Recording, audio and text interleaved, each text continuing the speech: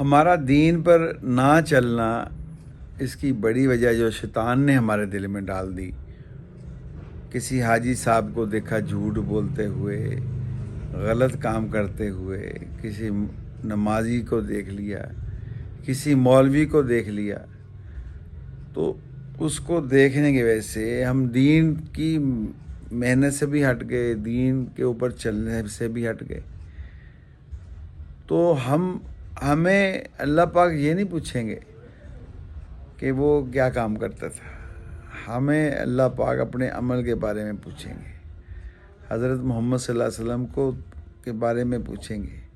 कब्र में ये सवाल होगा, तेरे नबी कौन थे, ये इस शख्स के बारे में, यानी हम मोहम्मद सल्लल्लाहु अलैहि वसल्लम के बारे में तू क्या जानता है। तो जो हज़रत मोहम्मद सल्लल्लाहु अलैहि वसल्लम के पीछे चला होगा, वो कहेगा मेरे ये नबी हैं मोहम्मद।